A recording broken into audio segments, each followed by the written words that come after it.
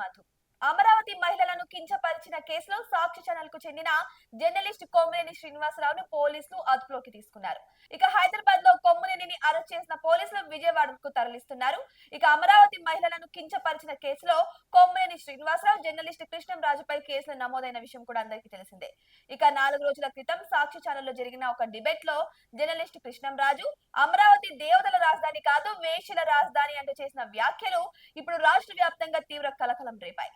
మహిళా సంఘాలతో పాటు అన్ని రాజకీయ పక్షాలు, వివిధ పార్టీలకు చెందిన నేతలు ఈ వ్యాఖ్యలను ఖండించారు.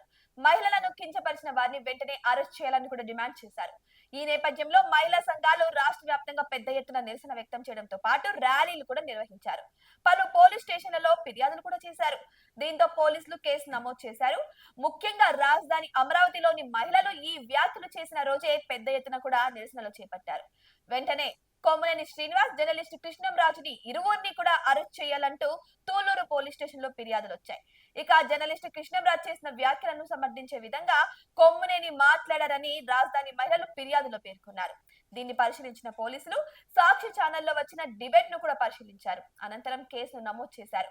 ఎస్సీ, ఎస్టీ అత్యాచారాల నిరోధక చట్టంతో పాటు ఐటీ చట్టం కింద కూడా కేసు నమోదు చేశారు.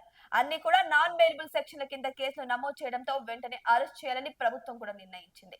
నిన్న అంటే ఆదివారం సాయంత్రం తూలూరు పోలీస్ స్టేషన్ లో ఈ కేసు రిజిస్టర్ అయింది. వెంటనే ప్రత్యేక పోలీస్ బృందాలు హైదరాబాద్ కు చేరుకొని ఈ రోజు ఉదయం ఆయన నివాసంలోనే కొమ్మినేని శ్రీనివాస్ ను అదుపులోకి తీసుకున్నారు. ఆపై హైదరాబాద్ నుంచి విజయవాడకు తరలిస్తున్నారు పోలీసులు. అక్కడి నుంచి తూలూరు పోలీస్ స్టేషన్ కూడా తీసుకెళ్లనున్నారు. అనంతరం గుంటూరు కోర్టు లేదా మంగళగిరి కోర్టులో హాజరుపరిచే అవకాశం ఉన్నట్టు తెలుస్తుంది.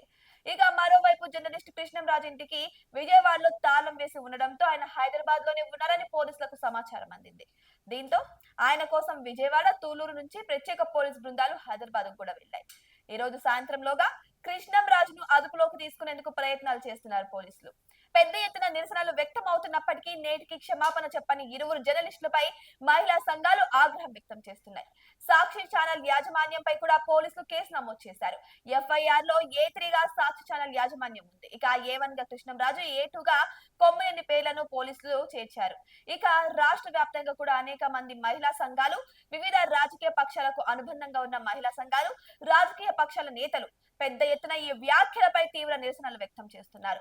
అమరావతి మహిళలపై వ్యాఖ్యలు చేసిన వారిని వెంటనే అదుపులోకి తీసుకోవాలని కూడా డిమాండ్లు వెలువెత్తుతున్నాయి.